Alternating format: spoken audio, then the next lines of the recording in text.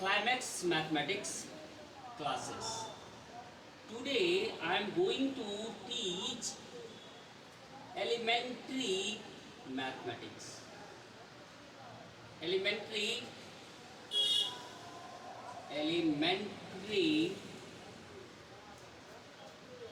matrix. What is elementary matrix? Elementary matrix is a matrix which is used to find inverse of a matrix. It is used to find inverse of a matrix. There are two types of elementary matrix. Elementary matrix or elementary transformation. Elementary transformation.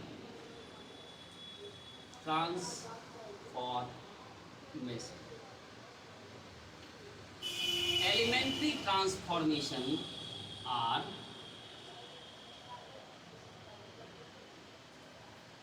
row transformation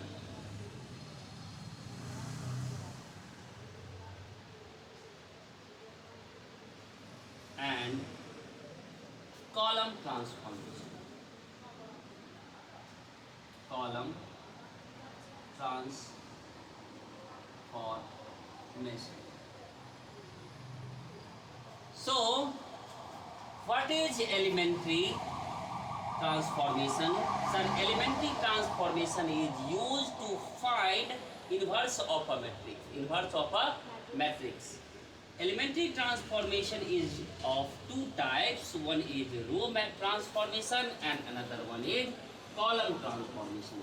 But in examination, we always use row transformation. Why? Because this is very easy to solve. But column transformation is sometimes very difficult to solve.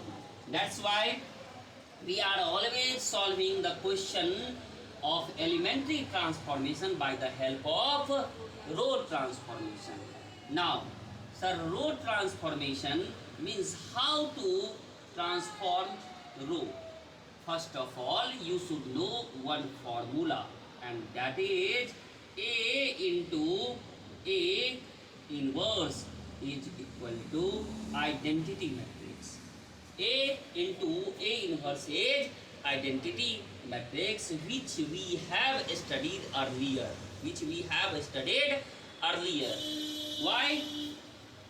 Because, sir, when you were teaching orthogonal matrix, that time you told A into A inverse is identity matrix.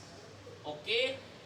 Now, sir, this formula once again we are using in row transformation.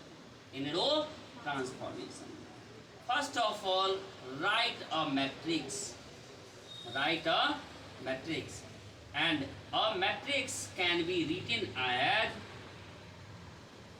identity matrix into A, because identity matrix is a matrix which is always transform itself, by मतलब कहने का मतलब ऐसा है कि elementary matrix में जब रो transformation करते हैं तो सर किसी मैट्रिक्स को हम लिख लेते हैं आइडेंटिटी मैट्रिक्स इनटू ए मैट्रिक्स, और आइडेंटिटी मैट्रिक्स हमेशा बराबर हो जाता है अगर ए मैट्रिक्स का, जब हम उसको आइडेंटिटी मैट्रिक्स को मैट्रिक्स ए से मल्टीप्लाई करते हैं, मतलब सर उसमें कोई चेंजिंग नहीं आता है। तो हम क्या करते हैं, एक ऐसा जनरेट करते हैं कि इस ए को सर हम कर देते हैं आइडेंटिटी। इसको क्या कर देते हैं, आइडेंटिटी। और जो आई है उसको हम बना लेते हैं इन्वर्स।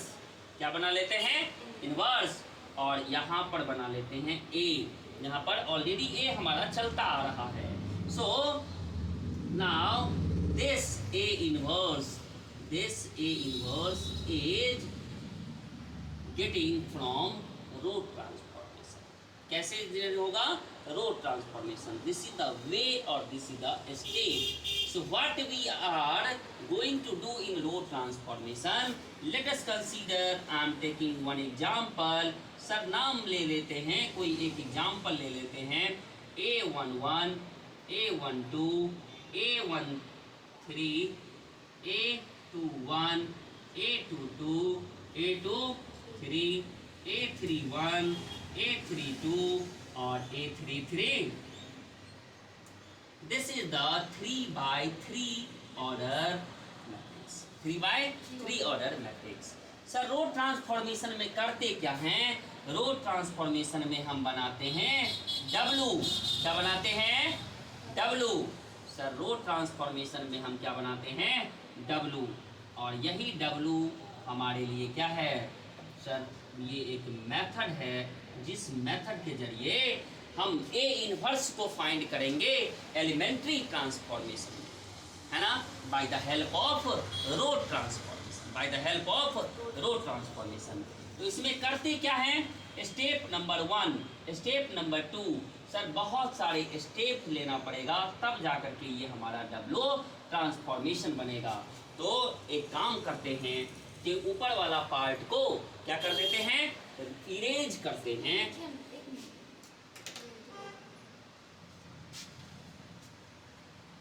इरेज करते हैं और इरेज करने के बाद हम आपको बताते हैं कि इनवर्स कैसे फाइंड किया जाता है. तो सर इसके लिए आप क्या करेंगे? कोई मैट्रिक्स A को लिखेंगे. A11, A12, A13, A21, A22, A23, A31, A32 और A33. स्टेप नंबर 1 कहता है कि सबसे पहले A11 को आप 1 बना लो. क्या बना लो? 1 बनाओ. Step number 1. स्टेप नंबर 1 क्या कहता है? ये जो कॉर्नर का एलिमेंट है A11, मेक इट 1. इसे क्या बनाना है? Make it 1. Make it 1. Sir ये दोनों एलिमेंट A21 और A31, इस दोनों को स्टेप नंबर 2 में 0 बनाते हैं. Make it 0. Make it 0. Step number 3. Step number 3 कहता है कि ये वाला बीच का जो एलिमेंट है, इस एलिमेंट को सर 1 बनाते हैं. स्टेप 3 क्या कहता है? इस वाले एलिमेंट को 1 बनाते हैं.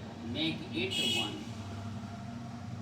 और जब ये 1 बन जाता है तो इसी 1 के जरिए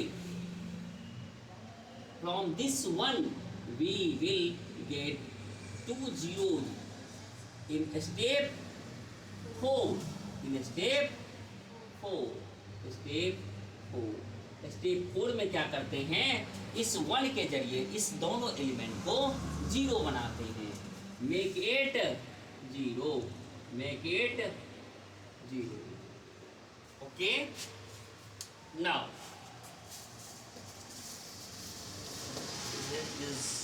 number 4 make it 0. Step number 4 make it 0. Step number 5. once again I have to come back here and A33 make it 1. Step number 5 make it 1. By this one again we have to make these two element 0. These two element 0. So these are the steps to find inverse of matrix by row transformation. क्या करते हैं sir row transformation में? सबसे पहले पहला element को 1 बनाते हैं. इस 1 के जरिए इस दोनों एलिमेंट को 0 बनाते हैं. किसी भी तरीका से इस 1 को 1 बनाएंगे. पहले एलिमेंट को क्या बनाएंगे? 1 बनाएंगे. उसके बाद जब ये दोनों एलिमेंट मेरा 0 बन जाता है तब हम यहाँ के एलिमेंट को 1 बनाते हैं, मिडिल एलिमेंट को क्या बनाते हैं 1, और इसी 1 के जरिए इस दोनों एलिमेंट को क्या बना लेते हैं 0। और जब ये दोनों एलिमेंट मेरा 0 बन जाता है तो फिर हम आते हैं कहाँ पर A33 पर। सर यहाँ के एलिमेंट को 1 बनाते हैं और इसी 1 के जरिए इस दोनों एलिमेंट को क्या करते हैं 0 बनाते हैं, और इसी तरह से हम क्या करते हैं एलिमेंट्री ट्रांसफॉर्मेशन करते हैं। किसका रोड ट्रांसफॉर्मेशन करते हैं। तो सर और बाकी आप सॉल्व कैसे करते हैं, मेथड कैसे होता है, method to solve the problem.